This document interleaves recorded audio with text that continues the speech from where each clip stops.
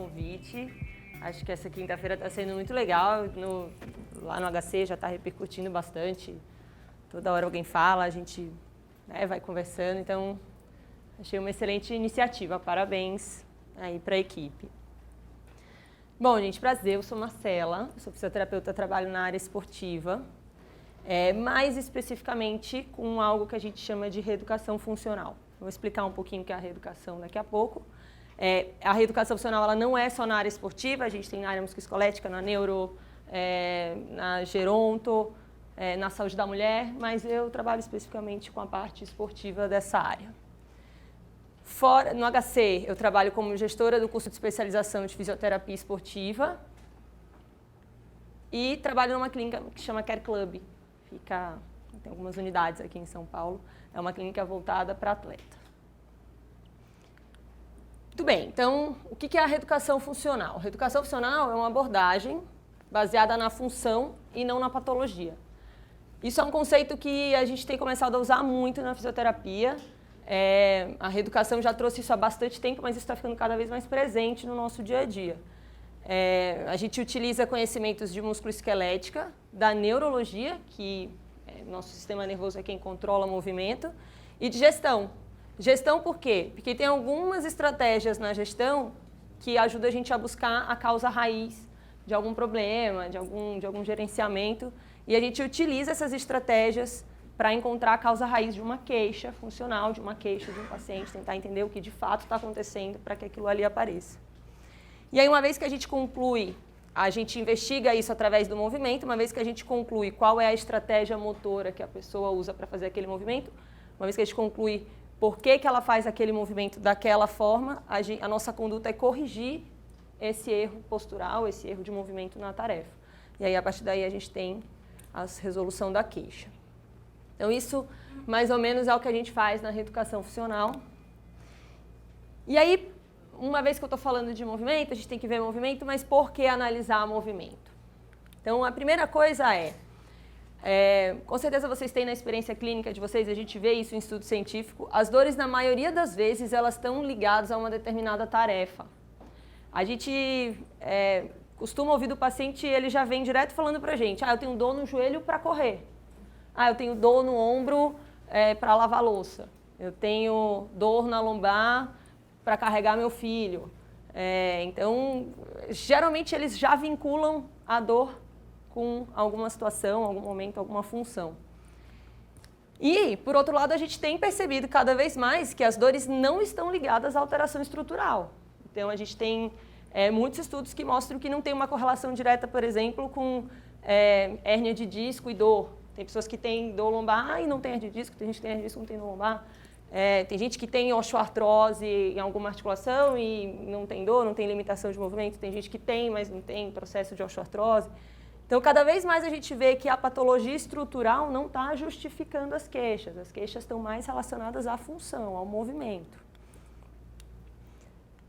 Porque, ainda dentro da linha do porquê analisar o movimento, o nosso cérebro está modificando o movimento o tempo todo de acordo com os nossos sintomas. Então, é mais ou menos assim, eu estou aqui andando, pisei num galho, alguma coisa que machucou o meu pé, eu já vou mudar o jeito que eu ando para isso não ficar me incomodando. Então, nosso corpo está o tempo todo se ajustando a demandas que vão aparecer. Treinei ontem, estou com dor no posterior de coxa, hoje eu já estou andando um pouquinho mais diferente, hoje de tarde estava de tênis atendendo paciente, agora estou de salto, já estou andando diferente, então meu corpo vai o tempo todo se adaptando a tudo que está acontecendo. Meu movimento vai modificando. Uma vez que eu tenho uma queixa, uma dor, eu preciso ver qual a repercussão disso no movimento. E, por fim, a gente já tem um enorme número de estudos que relacionam biomecânica e lesão. E aí eu entro na parte da corrida, porque especialmente a corrida a gente tem um repertório muito grande de estudos falando da relação sempre entre movimento e lesão, a forma como o movimento acontece e lesões que podem aparecer. Para a gente entender um pouquinho melhor disso, vamos fazer uma analogia com a perícia criminal.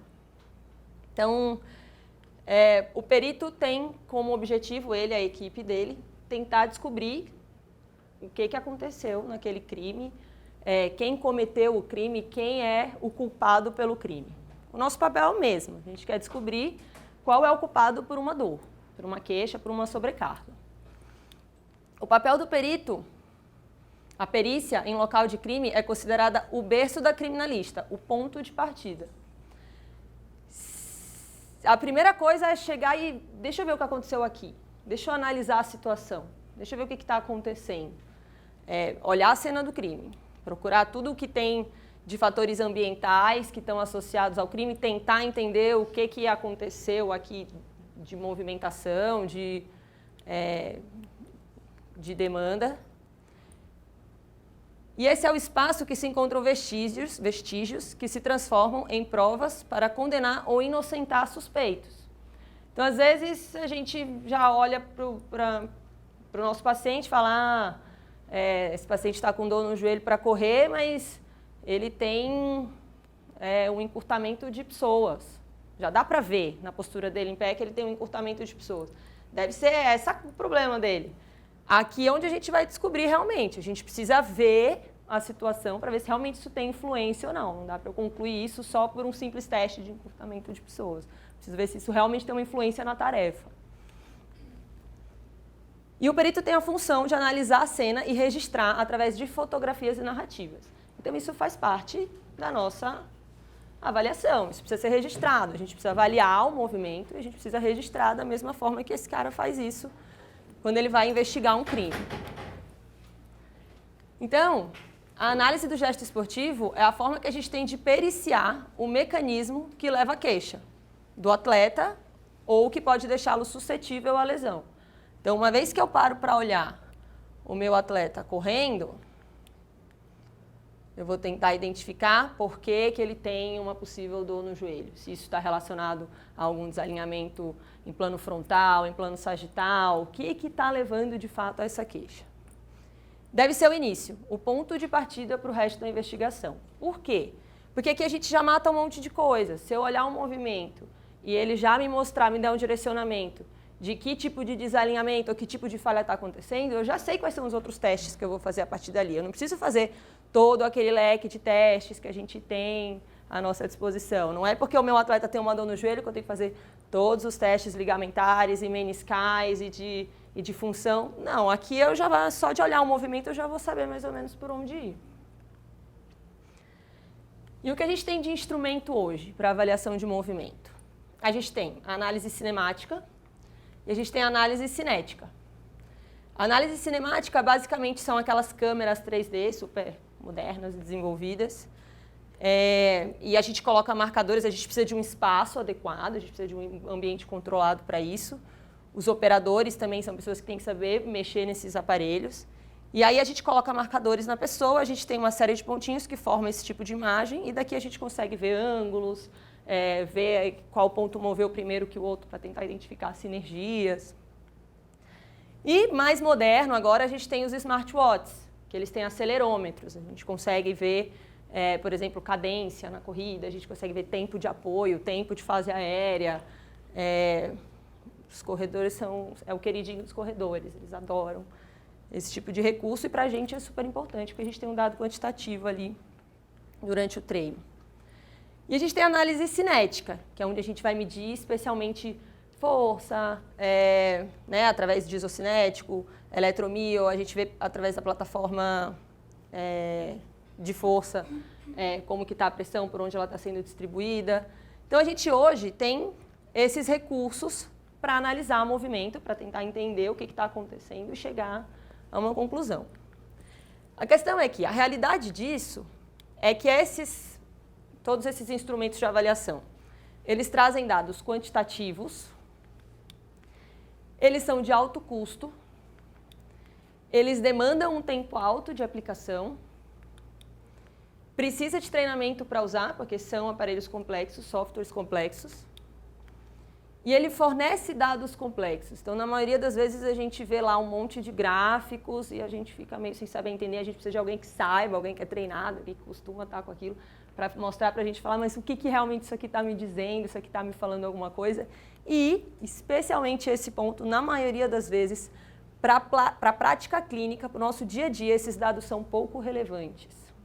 Então, o quanto é de fato importante a gente saber o valor exato do ângulo do valgo do joelho. Tanto faz, a gente não quer que tenha o valgo do joelho, a gente quer que o joelho esteja alinhado. Então, a gente tem todo esse trabalho hoje para gerar uma série de informações que talvez não sejam tão importantes para a nossa prática clínica. Aonde isso vai ser muito importante? Na ciência. A gente precisa desses recursos todos aqui que a gente falou para a gente ter um embasamento científico adequado. Mas para o nosso dia a dia, para a gente atender nosso paciente, isso não é viável. E aí, por conta disso, as pessoas foram percebendo essa necessidade e foram surgindo recursos que trouxessem dados qualitativos, de baixo custo, com um tempo baixo de aplicação e com dados, de fato, relevantes para a prática clínica. E aqui eu trouxe alguns exemplos aí. A gente tem o FMS, não sei quem conhece, já ouviu falar, é muito usado pelo pessoal da educação física para avaliar, antes de começar um treinamento, para avaliar algumas demandas posturais, equilíbrio, força, mobilidade. E eles têm alguns movimentos específicos que eles definiram, os criadores do FMS definiram alguns movimentos, que ajuda a gente a fazer um panorama geral dessas características. A gente tem o Kinovia, que é um software que a gente baixa de graça no computador, super fácil de usar, bem intuitivo, que dá para a gente fazer algumas medidas de ângulo, se a gente quiser, algumas linhas, traçar algumas coisas, e pode ser em vídeo normal, não precisa ter marcadores, toda aquela parte. Até tem estudos que comparam a análise cinemática com a análise através do Kinovia de ângulos, e eles olharam que praticamente não tem diferença. Mesmo sem os marcadores, a gente consegue, intuitivamente, olhando no vídeo, marcar e definir e ter mais ou menos os mesmos ângulos. A variação é muito pequena. E tem, por exemplo, um aplicativo que chama FAST. O FAST é um aplicativo que ajuda a padronizar a nossa avaliação de algum atleta. Por exemplo, o atleta que está em retorno ao esporte, tem uma série de testes de retorno ao esporte, para a gente ter certeza se esse paciente está pronto para voltar ou não. E o FAST é um aplicativo que padroniza. Você tem ele no celular, ele vai lá falando quais são os testes que você tem que fazer, você pontua, você analisa, pontua o teste, ele no final te dá uma pontuação. Se você quiser comparar com esse mesmo atleta num outro momento, você pode. Ele organiza as informações das avaliações para a gente. E aí entra o AFD. A AFD é Avaliação Funcional Dinâmica. O AFD é um recurso que a gente desenvolveu lá no HC, lá com o pessoal da parte de fisioterapia esportiva do HC. Começou na esportiva, a gente cresceu e começou a ir para outras áreas da musculoesquelética. Então, o que é o AFD? O AFD é um instrumento que visa avaliar qualitativamente as principais tarefas presentes em determinado esporte. Tem como objetivo fornecer informações biomecânicas através de uma análise simplificada de vídeo e, assim, direcionar o tratamento clínico de um atleta. Hoje, prontos, a gente tem o AFD corrida, AFD futebol, vôlei, tênis, e a gente tem outros que estão sendo construídos. A gente está construindo o AFD natação, AFD crossfit, acho que são esses dois. Então, desenvolvido lá na fisioterapia, pelo pessoal da equipe do esporte. Agora, qual o raciocínio por trás desse instrumento? Eu estava falando, a gente expandiu para outras áreas, a gente já tem a AFD também de subir e descer escada, sentar e levantar, marcha, outras tarefas aí também, mais do dia a dia. Qual o raciocínio por trás desse recurso? Então, o que ele tem, o que a gente pensou quando a gente resolveu criar isso? A grande questão é, todos os recursos que a gente olhou até agora dependem de um software complexo, de uma máquina complexa, de uma tecnologia avançada por trás para a gente ter todas aquelas informações. E aí a nossa pergunta foi, será que a máquina que a gente já tem, que veio de graça com a gente, é boa para fazer esse tipo de análise, para fazer análise de movimento? Então, a capacidade dos nossos olhos de capturar a imagem de um movimento e processar uma série de informações a partir dela é suficiente para poder inferir a qualidade desse movimento? É possível a gente só com o nosso olho e o nosso cérebro olhar e falar esse movimento está bom, esse ângulo está bom, está ruim? Será que a gente tem essa capacidade? Então vamos por partes. Primeiro vamos falar da captura de imagens. A gente vai comparar olho com câmera.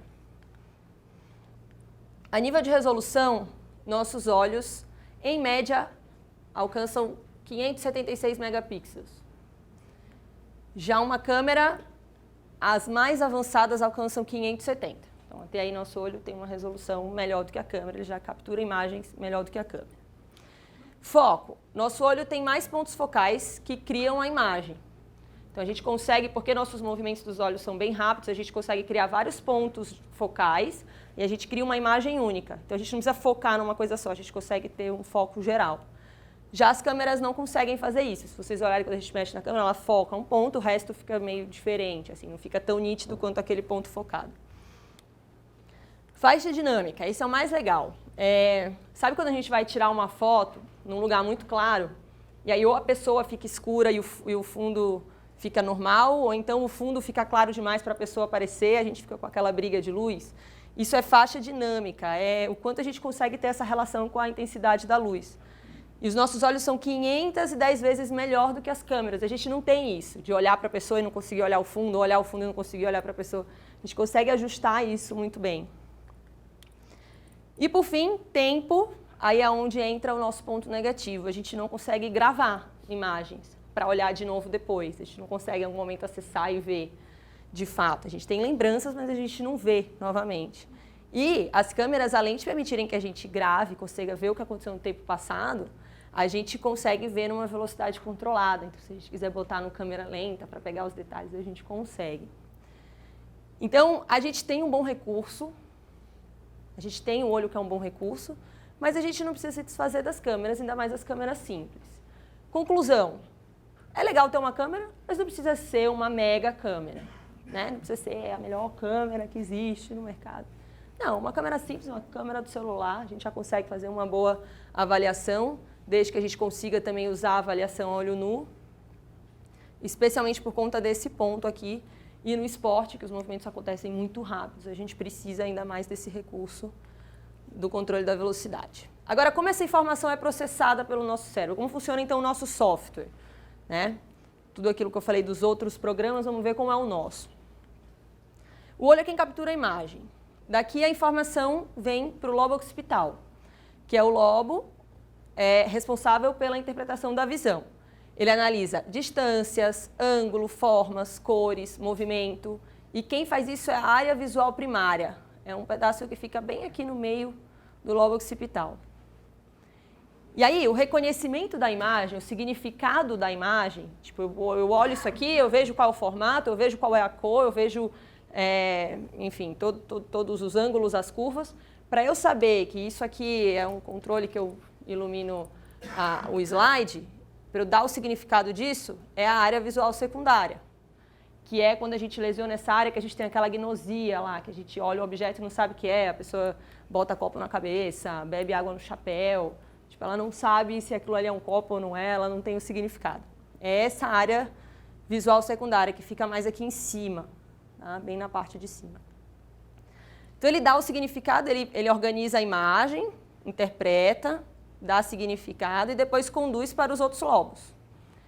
Nos outros lobos, especialmente o temporal, que, aliás, também tem uma parte da informação visual que vai direto para o lobo temporal, nem passa pelo occipital, ele associa estímulos visuais com estímulos prévios. O que significa isso? O nosso lobo temporal é o que guarda a memória, o principal lobo da memória. Então, ele pega a imagem que a gente viu e ele compara com outras vezes que eu já vi imagens parecidas, alguma coisa, e ele interpreta e fala, essa imagem é boa, essa imagem é ruim. Isso pode me trazer um risco, isso pode não me trazer, isso pode me gerar medo, isso pode me gerar prazer, isso tudo baseado em experiências que ele já teve. Ele vai vendo e vai falando, isso é legal, isso não é. E o lobo frontal, quando a informação vem para o lobo frontal, é o que define uma resposta sobre o estímulo. Então, o que eu vou fazer em relação a isso? Eu senti medo, vou sair de perto. Eu senti prazer, acho que é legal, vou ficar próximo. A partir desse processamento, a gente define uma resposta a fazer a partir daí. Então, a gente tem um bom sistema de processamento de imagens. A gente consegue avaliar bem, né? A gente tem a capacidade suficiente do nosso cérebro para fazer essa avaliação. O que falta? Por que a gente não usa só esse recurso, então? Por que a gente começou a recorrer a outros softwares? A questão é, cada um de nós temos uma experiência prévia única. A minha experiência de análise de imagens, em geral, é diferente da de cada um de vocês. Então, eu vejo por dia 10 corredores. Eu analiso 10 corridas por dia. Quem não trabalha com isso, se algum de vocês não trabalha diretamente com corredor, vê uma vez ou outra, às vezes na televisão, né? Ainda mais pensando em analisar movimento, menos vezes ainda. Então, o que eu tenho de experiência de ver corrida é diferente da de cada um de vocês. O que deve ser levado em consideração ao analisar o movimento é diferente, pois o conhecimento é diferente. Então, por exemplo, se eu estou atendendo muito paciente de joelho na corrida, a minha tendência é começar a querer ficar olhando para o joelho, eu começo a valorizar mais essa parte. Mas, de repente, eu atendo um paciente que sentiu dor no ombro para correr. Aí eu começo já a olhar mais para a parte de cima. Então, tudo depende do momento que eu estou. Se eu chamar uma amiga minha da fisioterapia respiratória, ela provavelmente vai me falar do jeito que ele respira. Nossa, mas olha como ele respira, como funciona o padrão respiratório dele na corrida, porque é o que ela está acostumada a ver, a buscar de análise de movimento. Então, ainda entra dentro dessa experiência prévia. E o julgamento sobre o movimento, considerado bom ou não, é diferente. Então, se eu tiver 3 pacientes que têm valgo de joelho na corrida, e essas são as 3 únicas situações que eu tenho. Vai ter um que vai ter um valgo maior, o outro que vai ter o valgo médio e vai ter outro que vai ter o valgo menor. Tem essas 3 situações. Então, a partir daí, esse cara é o muito ruim, esse cara aqui é o melhor. Então, eu criei um padrão. Só que na hora que eu tenho 10, talvez esse cara que hoje eu acho muito ruim não vai mais ser muito ruim, porque pode ter dentro desses 10 alguns que são muito piores que ele. Então, eu já não acho ele mais muito ruim, eu já acho ele médio. E aquele outro já é muito ruim. Então, eu começo a mudar a minha opinião sobre o que é muito ruim, o que é muito bom. Isso a gente vê muito nos alunos. Quando os alunos começam a avaliar o movimento, eles falam, eu acho que eu estou vendo uma inclinação de tronco, mas eu não sei. E para a gente está tipo, óbvio que tem inclinação de tronco, está tão claro que tem inclinação de tronco, porque ainda não tem o repertório de análise. À medida que vai olhando, vai ficando cada vez mais claro, vai tendo medidas comparativas, vai tendo experiência prévia, e cada vez mais essa habilidade de avaliar vai sendo melhor. Então, a gente chega num problema, porque eu avalio diferente de você, que avalia diferente de você, e até onde, então, a minha avaliação é boa, né? Até onde, de fato, eu achar que esse valgo é mais ou menos, ele realmente é mais ou menos. Como a gente pode resolver isso? Então, a primeira coisa que a gente precisa é padronizar e simplificar a avaliação. Se todo mundo começar a avaliar os mesmos pontos, não ficar tipo um pensando mais no ombro, um pensando mais no joelho, se todo mundo começar a saber o que precisa ser visto e olhar para o vídeo e falar, isso aqui eu acho que é isso aqui eu acho que é isso. A gente já começa a entrar num consenso, a gente já começa a ter uma avaliação mais comum. E quanto mais a gente tiver a mesma experiência prévia possível, melhor. Então, se a gente receber 100 vídeos de corredores avaliando, os mesmos corredores, eu e vocês, no final a gente vai ter um parâmetro mais parecido do que é bom, do que é ruim, do que é médio. Então, a gente precisa padronizar e praticar de forma parecida. E aí veio, de fato, o AFD Corrida, que é exatamente para a gente entender como analisar a corrida de uma forma mais simplificada. O manual foi criado em 2017, ele passou pela primeira etapa de validação em 2018.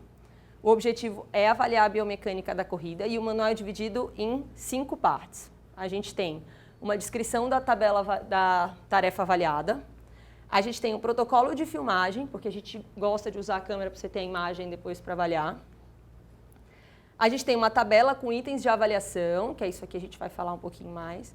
E a gente tem um gabarito de avaliação, falando o que é o bom e o que é o ruim, que é já para dar um primeiro direcionamento. E aí, por fim, a gente tem um score final da tarefa. Cada item da tabela gera uma pontuação, no final a gente tem uma nota para poder chegar a uma conclusão. Então, vamos falar um pouquinho da corrida de fato agora. O que é correr? Correr é ir para frente.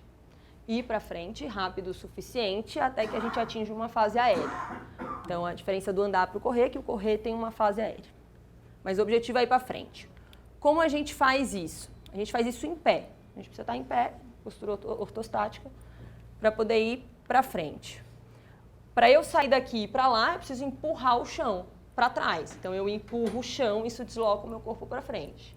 E se eu fizer isso sucessivas vezes, vou empurrando, e uma hora eu entro na corrida.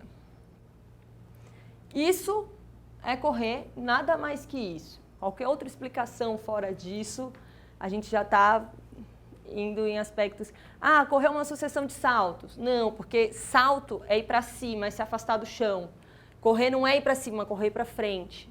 Então, apesar de ter uma fase aérea, não significa que a gente está planejando um salto. Eu preciso empurrar meu corpo, levar meu corpo para frente. Também não, isso é consequência do movimento, isso é consequência de uma estabilidade junto com uma propulsão. Correr é isso. Qualquer outra coisa, qualquer outro conceito, a gente já vai fugir do que realmente é a corrida. Então, agora que a gente sabe o que é, qual o movimento ideal? Então, a primeira coisa é ir só para frente. Já que é ir para frente, vamos só para frente. Qualquer movimento que não seja para frente é ruim. Ter uma boa sustentação no pé só. Então, como a gente está ou em fase aérea ou em apoio no pé só, a corrida sempre ou é no ar ou é num pé só. A gente tem que ter uma boa sustentação no pé. Se eu não tenho uma boa sustentação, isso começa a me gerar desequilíbrios e me levam a movimentos que não são para frente. Então, começo a ter essas oscilações.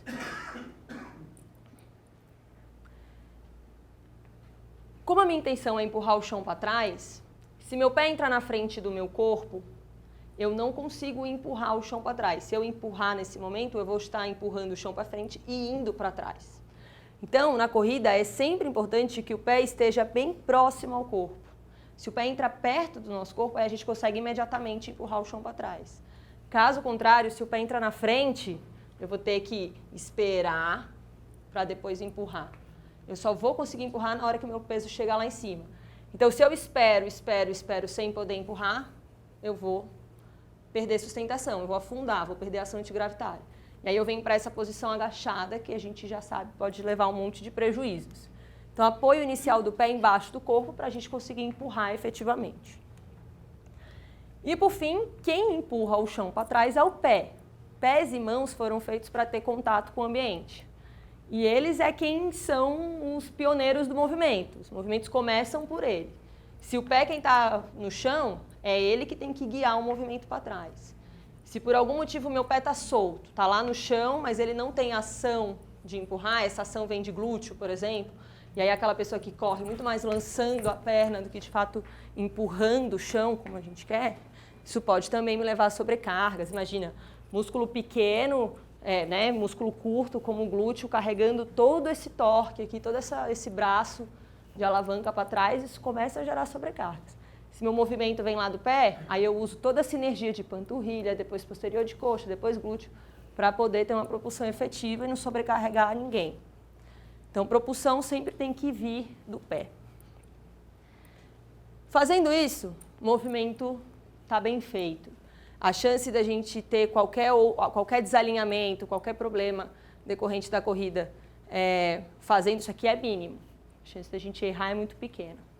Geralmente os erros de sustentação, de propulsão, vêm, aqueles detalhes, valgo de joelho, vêm por conta de alguma falha desses itens.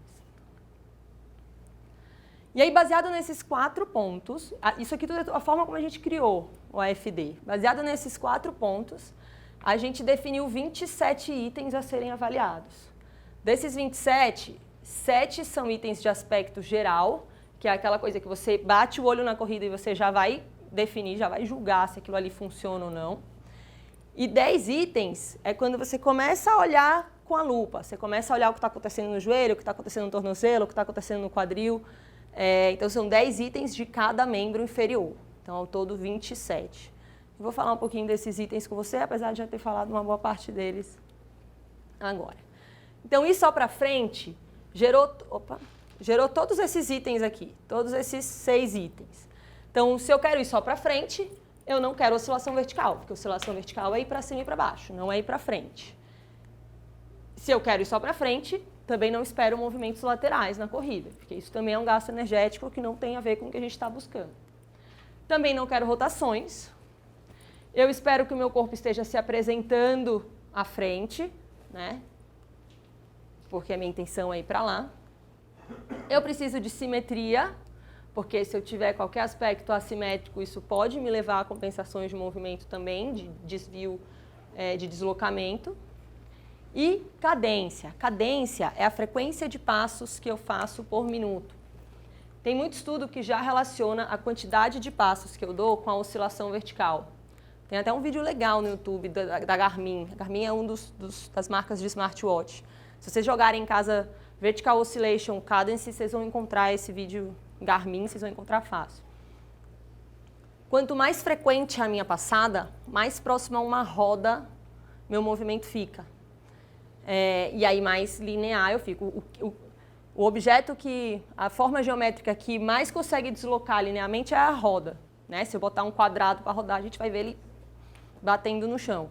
A roda não, a roda é o mais linear que a gente tem. E a cadência alta faz a gente parecer uma roda. A gente troca rápido, nosso pé fica mais tempo em contato com o chão, a gente fica mais semelhante a uma roda. Se eu tenho uma cadência lenta, a chance de eu oscilar é maior. Boa sustentação unipodal. A sustentação unipodal, se ela falha, é onde aparecem os desalinhamentos, tanto em plano frontal, né, que é a inclinação de tronco, inclinação de pelve, de joelho, de tornozelo, que é a pronossupino, e os alinhamentos em plano sagital. Então, qualquer agachamento que apresentar nesse plano, tanto de tronco, pelve, quadril, joelho, tornozelo, também significa que está faltando uma sustentação. Sustentação é agir contra a gravidade. Uma vez que a gente está em pé, se a minha intenção é vencer a gravidade, se a minha intenção é ficar alinhado, quanto mais eu vencer a gravidade, melhor. Se a gravidade vencer de mim em algum momento, esses desalinhamentos aparecem. O apoio inicial próximo ao corpo virou um item. Tá? Isso era dentro do nosso conceito de corrida, a gente decidiu manter como um item especificamente. E propulsão guiada pelo pé também. Esse é o item que mais gera polêmica, porque é uma coisa bem difícil de avaliar. Envolve muito o hábito de ver sinergias. É o item que a gente teve uma descrição mais prolongada lá no gabarito para poder conseguir explicar direitinho o que é. E aí tem um outro item que a gente não dá para relacionar exatamente a qual critério talvez porque tem a ver com todos, que é o som da pisada. Quanto mais a gente consegue transferir a energia para trás, significa que mais eficiente está sendo. Eu estou usando a energia que eu já tenho para me ajudar a ir para frente. Se por algum motivo a gente tem um som diferente, é porque eu estou perdendo energia. Som é dissipação de energia. Então, se eu começo a ver meu pé batendo no chão, é porque eu estou perdendo energia e tendo que criar uma nova. Se eu consigo só transferir isso fazendo o mínimo de barulho possível, estou aproveitando o que eu já gerei antes. E aí a gente tem um gabarito, por exemplo, aqui o pêndulo do corpo, a gente coloca o que a gente considera o bom, que é a projeção do corpo levemente à frente, e o ruim, que é a projeção do corpo para trás. Eventualmente, um excesso de projeção do corpo à frente também é ruim. Então, tem mais detalhes da explicação no gabarito do que é isso, e óbvio que a gente só vai entender cada vez mais fazendo experiência, aplicando, a gente vai entendendo o que é de fato bom e o ruim. E aí a gente construiu, o manual ficou pronto, o instrumento ficou pronto, a gente foi para a validação dele. O que a gente achou? Primeiro a gente fez uma validação de conteúdo, o que significa isso? A gente pegou especialistas em análise de movimento e deu o manual para eles lerem e julgarem se eles achavam que o manual era bom ou não. E eles foram avaliando cada item, tipo, desde o protocolo de filmagem até os itens a serem avaliados, gabarito, imagem, tudo. Todos os detalhes do manual foram avaliados por eles. E a gente só concluiu o manual quando a gente teve 75% de concordância deles. Eram mais ou menos 10 especialistas. E aí eles, tipo, 60% concordou com algo, mas 40% não, a gente ia ajustando o manual e a gente foi construindo junto com essa validação, para a gente chegar no manual mais eficiente, né? E aí a gente fez a confiabilidade intra-interavaliador. Na confiabilidade intra-avaliador, a gente selecionou uma série de vídeos e deu para 10 fisioterapeutas avaliarem, entre experientes e não experientes em análise de movimento. E aí, depois de 2 semanas, eles analisaram os mesmos vídeos de novo. Só que eles não olhavam o resultado inicial deles, eles só olhavam no momento em que eles faziam. E aí, quando a avaliação é intra-avaliador, quase todos os itens a gente tem uma boa correlação. Então, significa que eles avaliaram parecido, quando você compara você com você mesmo. Tem alguns itens, alinhamento frontal, propulsão e toque inicial do pé, que a gente não teve tanta concordância, mas a maioria a gente teve. Por quê? Porque é a mesma experiência prévia. É a mesma pessoa que já teve o mesmo repertório de experiência avaliando de novo os mesmos movimentos. Na avaliação interavaliador, que é quando você compara um avaliador com outro, aí a gente já não teve uma concordância tão boa. Mas o que a gente achou? Que quando a gente avaliou somente entre os experientes, que já estão acostumados a avaliar a corrida muitas vezes, a gente teve uma boa concordância, especialmente em aspectos gerais. O que significa isso? Que é um manual que quanto mais você usa, mais eficiente vai ser a sua avaliação, mais você vai conseguir comparar com outra pessoa. Quais conclusões isso levou para a gente do manual? A gente voltou a mexer nele, a gente voltou a mexer no critério de pontuação, que eu falei aqui atrás, né? A pontuação, eu não falei isso, né? A gente pontua do ruim ao bom de 0 a 4. 0 é muito ruim, tipo escala de Likert. 0 é muito ruim, 4 é muito bom, 2 é mais ou menos. A gente voltou nesse critério de pontuação para ver se essa escala é a melhor escala possível. E, eventualmente, é um manual que, para você poder garantir que está usando bem, precisa de uma série de avaliações, precisa de um treinamento, precisa de uma série de avaliações de movimento prévios para, de repente, ter um certificado para poder usar ele. E, futuramente, a ideia é que isso vire um aplicativo, futuramente bem breve, né? Provavelmente no ano que vem. Já vai dar para ter acesso com todos os itens, você vai pontuando, ele automaticamente gera a pontuação final e você pode comparar com o seu atleta, por exemplo, no começo do tratamento e no final do tratamento, para ver se você teve alguma evolução. Bem parecido com aquele modelo organizacional mesmo da avaliação, para a gente não perder informações. Muito bem, aqui é uma, não sei se vocês conhecem, alguém conhece o Kipchoge? Alguém que corre? Nem comecei falando. Boa. Você conhece o Kipchoge? Já ouviu falar? Já ouviu falar? Não. O Kipchoge, ele, há menos de um mês atrás, fez uma maratona em menos de 2 horas.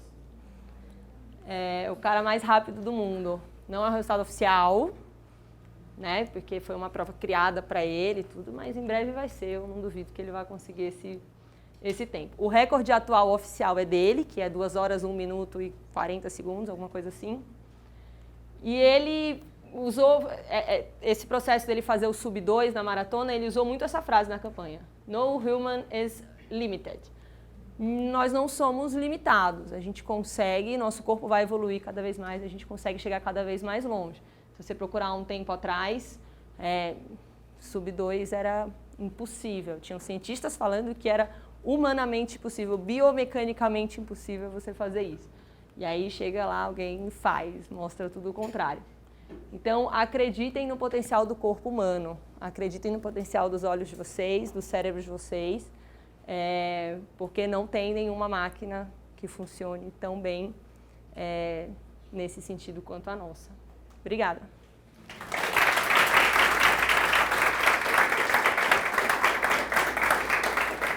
Eu posso abrir para perguntas? Exatamente. Eu gostaria de agradecer a participação da doutora Marcela e, por favor, perguntas, gente. Fiquem à vontade.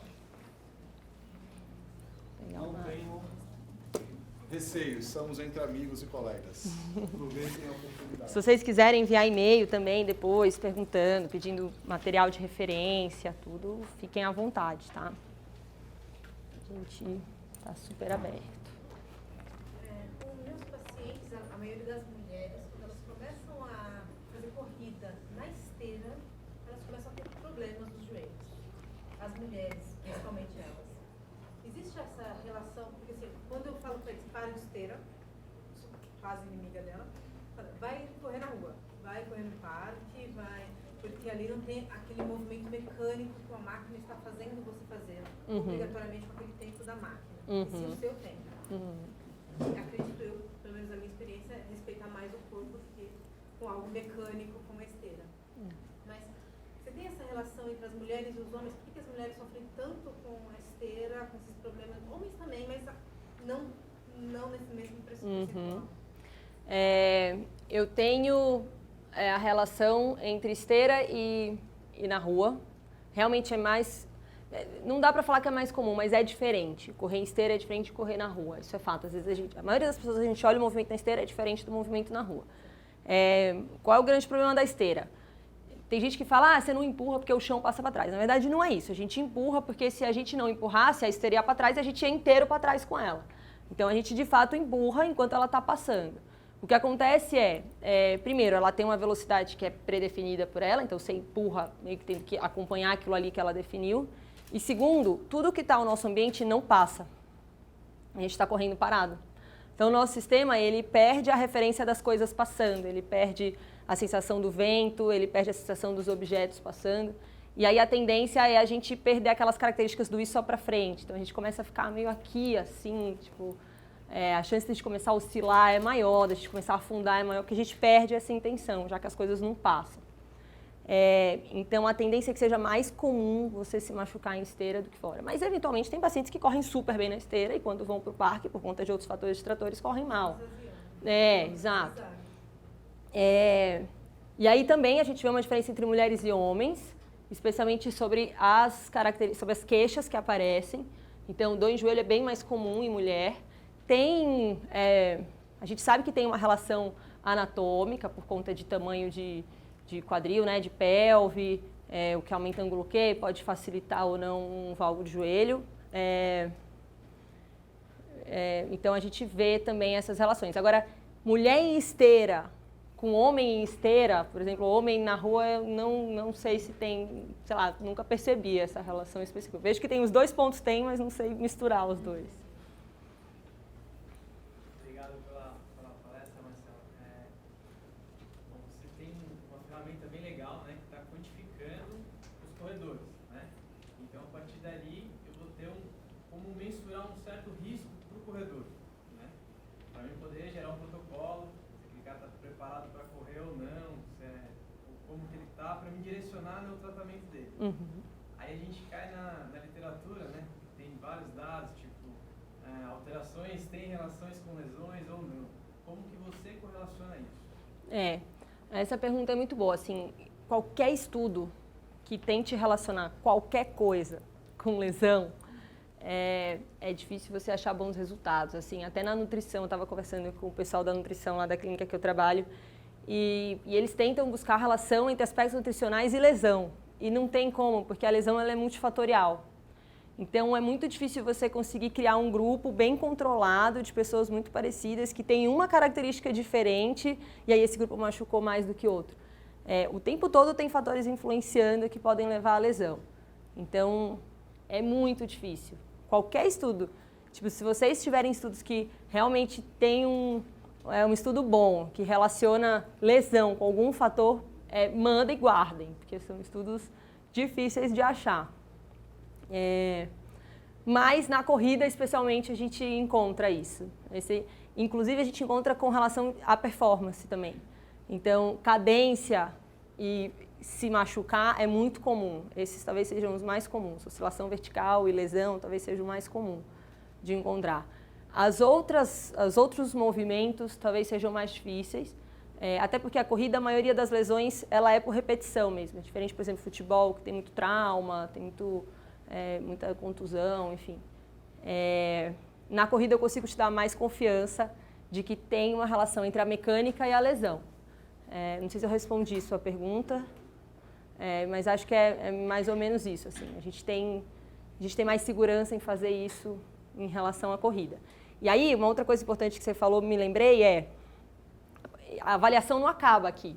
Lá, quando eu falei da perícia, esse é o ponto de partida. Não dá para eu falar, essa pessoa tem valgo de joelho, então eu preciso corrigir o valgo. Mas como? Por que ela faz o valgo de joelho? Será que é algum músculo que não está sendo ativado da forma correta? Será que tem um músculo que trabalha em amplitude maior que o outro? Será que é simplesmente uma falha de equilíbrio? Será que é uma falha de comando cerebral? O que está acontecendo para que aquela falha esteja aparecendo? Então, isso é o ponto de partida para a gente seguir a avaliação. Só para eu falar, talvez eu não precise fazer testes de tornozelo com essa pessoa, mas talvez testes de joelho sim. Qual teste? Então, é para dar um direcionamento do que a gente quer buscar.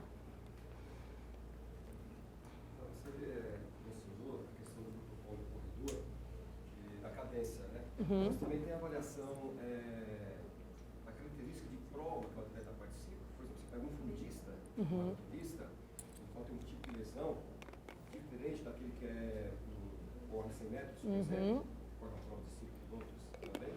Boa. Que corre numa pista, ou que corre no asfalto? Isso. A gente tem características de lesão diferentes entre os velocistas e fundistas. Os velocistas usam muito mais potência, então é mais comum a gente ver lesões musculares, por exemplo, e lesões musculares traumáticas, assim, episódios únicos. E já nos fundistas a gente vê muita tendinopatia, porque é muito tempo repetindo aquela mesma sobrecarga pequena. Então, a gente tem características de lesão diferente. Agora, quanto à cadência, isso é muito curioso. Existe um valor que os estudos mostram como ideal. E por que esse valor de cadência é o ideal? Porque ele tanto é o valor ideal para gasto energético, é a forma como os atletas gastam menos energia para ter a performance de só para frente, quanto que gera menos lesão, que é de 180 passos por minuto. Essa cadência serve para qualquer velocidade. Na verdade, assim, qualquer coisa entre 8 km por hora a 16 km por hora, essa é a cadência ideal. Então, ela não varia de acordo com a velocidade. Isso é uma dúvida que as pessoas trazem muito. O que muda para a gente ganhar mais velocidade não é a frequência de passos, mas a força que a gente empurra o chão. Se a gente empurra o chão com mais força, mantendo a mesma cadência, eu vou mais rápido. Se eu empurro mais leve, sempre mantendo a mesma cadência, eu vou mais devagar. Uma forma curiosa de ver isso é ver os corredores de 100 metros. Você vai ver eles na prova, é aquela passada gigante, tipo, uma frequência muito alta. Como ali eles já estão bem mais de 16 km por hora, a cadência vai para 200, ela sobe um pouco mais. Mas você vê aquela passada gigante e muito rápida. Se você pegar esses mesmos corredores no aquecimento, eles estão com um passinho pequeno, dando trotinho. Eles não estão fazendo aquela passada gigantesca para uma velocidade baixa. Então, o tamanho do giro, a força que você empurra, isso muda de acordo com a velocidade. Mas a cadência não. A cadência tende a ser a mesma.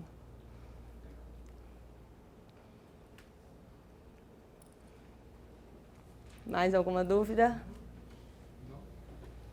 Então, gostaria de agradecer novamente a doutora Marcela, pegar para ela o nosso certificado. Obrigada. E, mais uma vez, agradecer a presença de todos. Temos um coffee aqui, um suco, uma água, um lanchinho para todos, tá bom? Muito obrigado pela presença e até uma próxima oportunidade. Gente, vocês estão todos convidados. Se quiserem conhecer o nosso ambulatório de esporte lá do HC, a gente é super receptivo. A gente volta e meia está fazendo avaliação de corredor ou de outros esportes. A gente atende muito pessoal da natação, por exemplo. Então, estão convidados para ir lá segunda e quarta de manhã, ou terça e quinta à tarde, mas segunda e quarta de manhã, onde a gente tem a maior demanda de pacientes. Lá no HC, peguem meu e-mail, qualquer coisa manda. Se quiser aparecer lá, a gente vai receber vocês com o maior carinho, tá bom?